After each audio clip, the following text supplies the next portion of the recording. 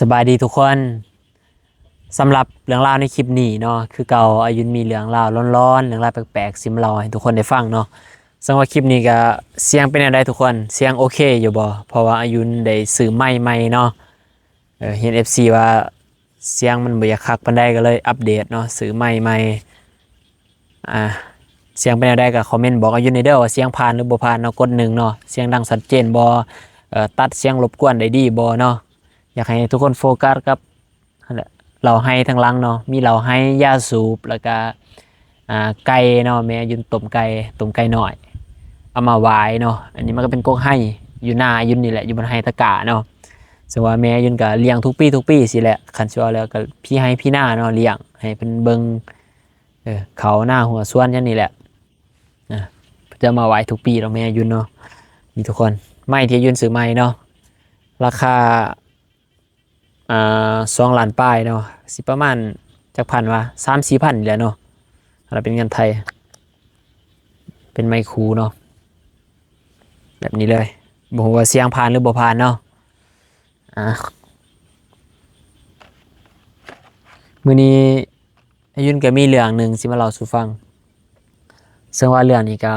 บ่สั้นบ่ยาวเนาะผู้ที่ฟังเป็นเรื่องเกี่ยวกับคนถือครองเนาะแล้วถือเครื่องอันนี้เป็นเรื่องของคนภายใน แข่งกันตะปืนเนี่ยเนาะที่ว่าอายุนกับพงหูจักเราอยู่ดอกแต่ว่าน้องอายุนมาเล่าให้ฟังเนาะเพอน้องอายุนเคยไปเฮ็ดเวียกนำเราเรื่องถือวานถือคล้องเนี่ยทุกคนมาทุกคนมาฟังต่ออีกเนาะเมื่อกี้นี่นั่งถ่ายคลิปอยู่หน้าเนาะดีๆจู่ๆกับมีฝามีฝนตกลงมาเนาะอายุนก็เลยได้หยุดคลิปแล้วก็กลับมาถ่ายอยู่เฮือนคือเก่าเนาะอายุนกำลังเล่าฮอด มีอายคนหนึ่งเนาะอันนี้เราเป็นคนอยู่จำปาสักแล้วก็มาเอาเมียอยู่อัตตปือเนาะเอาเมียหน่อยกว่าไม่แต่ว่ายุนสิตังเป็นซื้อนามสมมุติเราเด้ออันนี้เป็นซื้อไอซ้อนก็ได้เนาะไอซ้อนซื้อนามสมมุติเด้อทุกคนเพราะว่าอายุนบ่สามารถเปิดเผยสื่อเสียงเรียงนามได้เนาะอย่างมันจะมีผลกระทบกับครอบครัวเขาเพราะว่าเมียเราก็คนอยู่กับอัตตปือเนาะเท่าที่อายุนได้ยินน้องเราให้ฟังเนาะว่าอ้ายผู้นี้ไอซ้อนนี่ เราเป็นคนมีเงินหรือว่าเป็นคนฐานะดีเนาะทั้งครอบครัวทั้งพ่อแม่ยังเราได้อยู่ปากเซ่แข้งจำปาสักแล้วเราเองก็มีเมียเนาะมีเมียแต่งกันมากหลายปีแหละแล้วก็มีลูก2 คนกับเมียกกหรือเมียหลวงอะเราเองก็ฮักลูกฮักเมียเนาะแบบใส่ชีวิตอยู่ร่วมกันอย่างมีความสุขจนมีกระทั่งมือหนึ่ง ไอซ้อนนี่เราได้ไปพบกับเอื่อยนางเนาะอันนี้ไม่นามสมมุติเด้อทุกคนเอื่อยนางนี่เป็นคนอัตตปือเนาะได้ไปพบกันอยู่ปากเซ่อยู่หาดบันเทิงแห่งหนึ่งแบบว่าหมูตัวหมูกันนี่แหละหมูเจ้าหมูควายเพื่อนเจ้าเพื่อนควายมันนั่งดื่มเหล้าดื่มเบียร์โตะเดียวกันนะบัดนี้กับปรากฏว่าเอื่อยนางนั่นเนาะแอบมักไอซ้อน เรามักแบบมักถึงขันว่าบ่แอบมักแบบเป็นสู่เป็นแฟนนะมักฮักแบบว่าข่อยอยากได้มาครอบครองเป็นลูกเป็นผัวข่อยนะความหมายอยากได้แบบนี้แล้วก็ไม้ตาแล้วเนาะแต่ว่าหูแล้วว่าไอ้ซ้อนมีครอบครัวแล้วมีลูกแล้วยังแล้วนะแต่ว่านางนี่เราบ่ได้สนใจเนาะแล้วเราก็สิจีบก็จีบบ่ได้เนาะเพราะว่าหูเลยได้ว่าเขามีครอบครัวแล้วนะสิไปจีบแบบผู้บ่าวผู้สาวมันก็บ่คือเนาะมันก็เฮ็ดเป็นไปบ่ได้นะแบบนั้นเราก็เลยได้พึ่งไสยศาสตร์เนาะหรือว่าใส่เสน่ห์อย่างนี้แหละทุกคนหรือว่าน้ำมันพายบ่อันนี้อายุนกับบ่บ่ฮู้รายละเอียดขนาดนั้นเนาะเฮาบ่แน่ใจแต่ว่าฮู้แต่ว่าใส่เสน่ห์นี่แหละเราหันได้ทำคองไปจ้างให้หมอผีอย่างนี้แหละได้ทำคองใส่ให้ไอ้ซ้อนมามักเรา ก็คือแบบว่าคือแบบในหนังเลยทุกคนหลังจากที่ว่าเราได้เฮ็ดพิธีรีตองไปแล้วเนาะทำคองใส่ไอซอนแล้วไอซอนก็เริ่มมามักมาหักเออเอื่อยนางนี่นะแล้วเราก็เริ่มไปอยู่น้ำกันเนาะลิ้นกินแน่นอนนั่นนี่แหละได้เสียกันแหละครับว่าแต่เอ้ยนางบอกแน่ได้ก็แม่นอายนะฮันเรา เราตามใจทุกอย่างแล้วนะไอซอนกับตัดสินใจเนาะเลิกกับเมียเราก็สิคบกันหลายเดือนนี่แหละแต่ว่าสิเป็นเมียหูแน่บ่หูแน่บ่ก็แบบมีปัญหาอย่างนั้นแหละก็เลยตัดสินใจเลิกซะกับเมียหลวงแล้วก็มาอยู่กับเอ้ยนางก็มาอยู่อัตตปือเนาะเรามีเงินมีคำมีรถใหญ่2 คันแล้วก็ขายเอามาเปย์เอ้ยนางซื้อดินซื้อดอนสร้างเฮือนมาเลี้ยงมาเปย์เกื้อหนุนทุกอย่างนะมีเท่าไรก็เอามาเปย์นะจนอยู่นำกันได้ลูกผู้หนึ่งได้ลูกกับไอ้นางผู้หนึ่งซึ่งว่าทั้งครอบครัวของไอ้ซ้อนเนาะผู้เป็นพ่อเป็นแม่หรือว่าญาติพี่น้องหรือว่าทั้งเมียหลวงเราเองทุกคนก็แปลกใจเนาะอยู่ๆกับแบบบ่ได้มีเหตุผลอิหยังเลยบ่ได้มีเหตุผลเมียหลวงแล้วก็ดีเนาะแล้วเองก็เป็นคนหักลูกหักเมียแต่อยู่ๆกับแบบหักดิบเลยนะอยู่ซื่อแล้วก็เปลี่ยนไปเป็นคนละคนเลยซึ่งว่าไพ่บอกยังเราก็บ่ฟังแล้วเนาะแบบตัดถิ่มเลยก็มาอยู่น้ำเมียหน่อยอยู่กับไอ้นางได้ลูกร่วมกันผู้หนึ่งอยู่มาได้2-3 ปีเนาะเราบอกว่าช่วงแรกๆนี่เราหักไอ้นางนี่แบบว่าตะโบเห็นหน้านี่มันใจสิขาดแล้วนะออกฮ้อนแบบออกฮ้อนออกร่นยังแบบว่าอยากเห็นนะเดี๋ยวนี้คันว่าได้กอดได้หอมแล้วก็อันโตไอ้นางนี่เราบอกว่าโตนี่หอมต่อให้น้ำบ่อาบกะยานะได้กอดได้หอมนี่ต้นโตนี่หอมแบบบ่มีน้ำหอม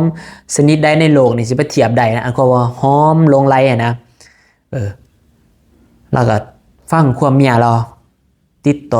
อยไปนำกันจนอยู่กันมาได้3-4 ปีเนาะบัดนี้เราเองก็เริ่มเบิดเนื้อเบิดโตแล้วไอ้ซ้อนนี่เบิดเนื้อเบิดโตแล้วก็ธุรกิจที่ว่ามาเปิดขายเสื้อผ้ามาเปิดยังก็เริ่มเจ๊งเนาะเริ่มขายบ่ดีเงินคำก็เริ่มลอยล้อลงรถก็เริ่มเอาไปขายเอาไปจำยังนะเริ่มบ่มีเงินมีคำแล้วบัดนี้เมียเราเอื้อยนางนี่แล้วก็เบื่อนะกูหมายว่าก็สิแบบว่าเบื่อไอ้ซ้อนนะเราก็เริ่มไปมีผู้บ่าวน้อยเริ่มไปติดเสียเนาะเริ่มไปหาผู้ที่เขามีเงินนะถึงขันหายแห้งแบบว่าผ้าผู้บ่าวนะมานอนอยู่เฮือนไอ้ซ้อนเองก็โดยความที่ว่าหักเมียเนาะก็เฮ็ดยังบ่ได้เมียพามาก็ได้จำใจอยู่จังซั่นแหละเมียก็พาสู่มานอนอยู่กับเฮือน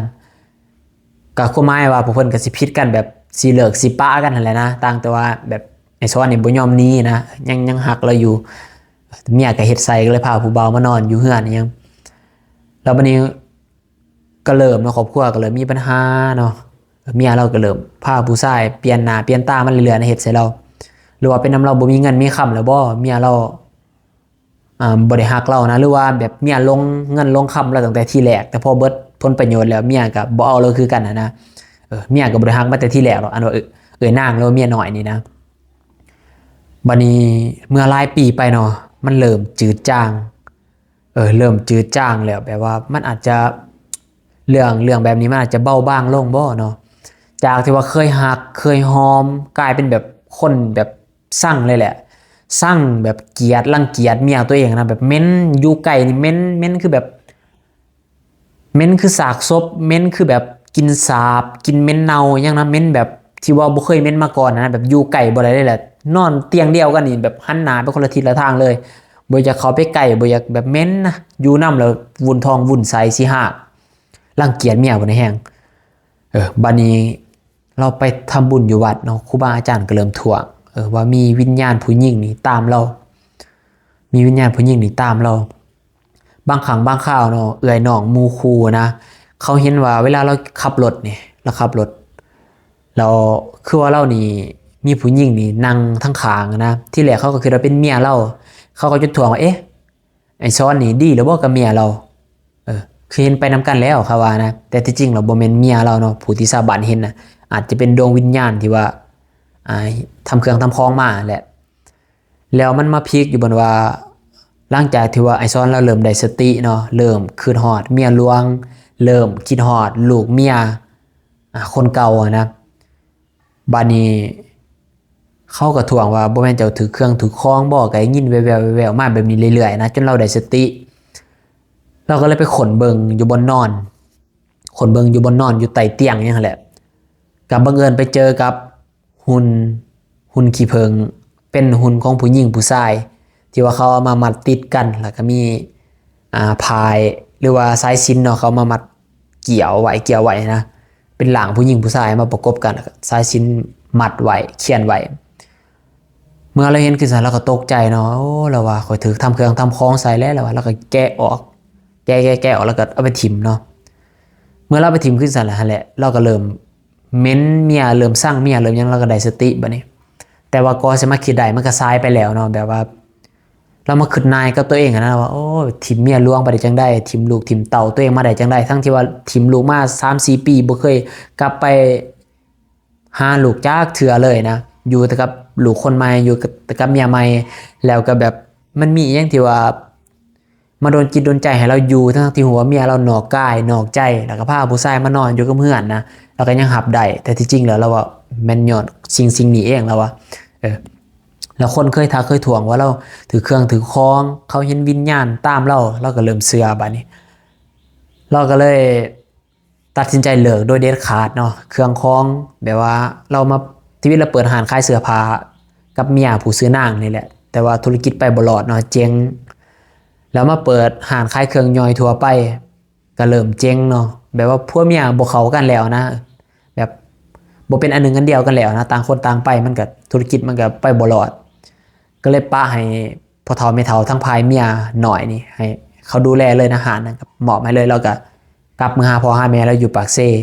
แล้วก็ลูกเราที่ว่ากับเมียนั้นกับเมียหน่อยแล้วก็เอาไปเลี้ยงนำเราก็ยังมาขึ้นนายทุกมื้อนี้ว่าคอยไปเป็นบ่ายังไปเป็นบ่ายังว่าไปนำเราไปนะไปติดเมียหน่อยถึงขนาดนั้นแบบบ่ลืมหูลืมตาเลยจากที่ว่าบ่เคยเชื่อเรื่องผีสร้างนางใหม่บ่เคยเชื่อเรื่องแบบนี้นะบ่คิดว่ามันยุคนี้แล้วนะ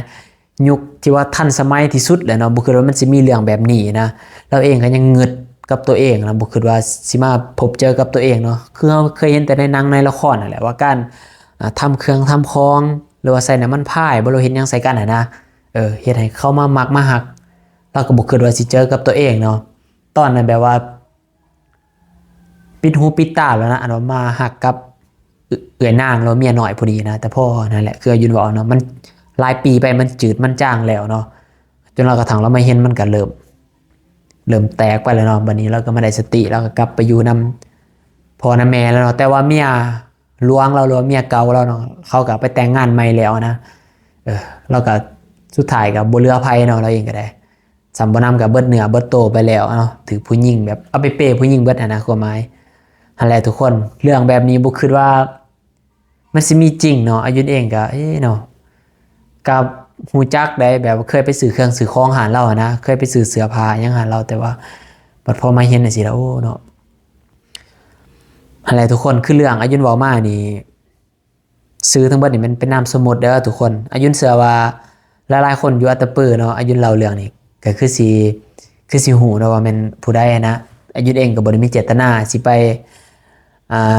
โจมตีหรือว่าบอกครอบครัวเขาเด้อเนาะอันนี้เท่าที่อายุนเคยได้ยินได้ฟังมาและอีกอย่างอายุนก็บ่ได้เว้าชื่อเสียงเรียงนามที่แท้จริงเนาะอายุนใส่ชื่อนามสมมุติเบิดบ่ได้บอกชื่อบ้านบ่ได้บอกชื่อเมืองนะบ่ได้บอกอีหยังแต่ว่าหั่นแหละทุกคนคือหวังว่ามันคือสิบ่มีเอฟเฟกต์กลับมาหาอายุนคืนเนาะเรื่องนี้เนาะอยากให้ทุกคนพังเพื่อเป็นธรรมทานนั่นแหละทุกคนว่าเรื่องแบบนี้มันยังมีจริงเด้อเนาะเรื่องบาปบุญคุณโทษ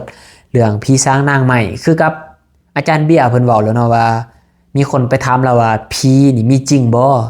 อาจารย์เบี้ยเราก็ยังตอบในนามที่ว่าพระพุทธเจ้าเคยสอนนะว่าผีมีจริงเนาะผีมีจริงสิ่งเหล่านี้มันจะแบ่งออกเป็น5ประเภทนะคือเราบอกแล้วอายุนก็บ่จือแล้วมีแบบแต่ว่าเขาจะเบิ่นว่าผีเนาะเขาเสิร์นว่าเป็นมนุษย์เนาะอันนี้เป็นมนุษย์แล้วก็มีแบบพวกพญานาคอย่างนี้เนาะพญานาคหรือว่าแบบสิ่งยังมันก็มีนะอายุนกับบุจือเนาะอาจารย์เบียร์เพิ่นก็ยังบอกนะว่าผีมีจริงเนาะในพระพุทธศาสนาก็ยังบอกนะว่าผีมีจริงฉะนั้นแล้วคืออายุนบอกแล้วผู้ใดบ่เจอผู้ใดบ่นั่นก็บ่เชื่อเนาะแต่ก็บ่เป็นหยังเนาะอย่างทุกคนฟังเพื่อความบันเทิงนั่นแหละหลักๆเนาะทุกคนคิดให้แนวใดกับเรื่องนี้ก็คอมเมนต์บอกอายุนในเด้อเนาะถ้าเกิดว่าอายุนบอกผิดพลาดบ่ได้หรือว่าขาดตกบกพร่องบ่ได้ก็กราบขอโทษขออภัยเด้อเราเป็นจังไดทุกคนไม่ตัวใหม่ของอายุนเสียงผ่านอยู่บ่โอเคอยู่บ่อายุนอยากให้ทุกคนคอมเมนต์บอกอายุนกันนะว่าเสียงมันใดบ่อายุนแบบ แบบซื้อมาแพงนะทุกคนบ่เคยซื้อไม้มาแพงขนาดนี้มาก่อนเนาะสำหรับอายุน3-4 พันนี่ก็ถือว่าแพงแล้วเนาะเออกว่าสิหามาได้นะอายุนก็เลยอยากฮู้ว่าเสียงไม้ผ่านแล้วบ่เนาะเพื่อ FC แหละเนาะ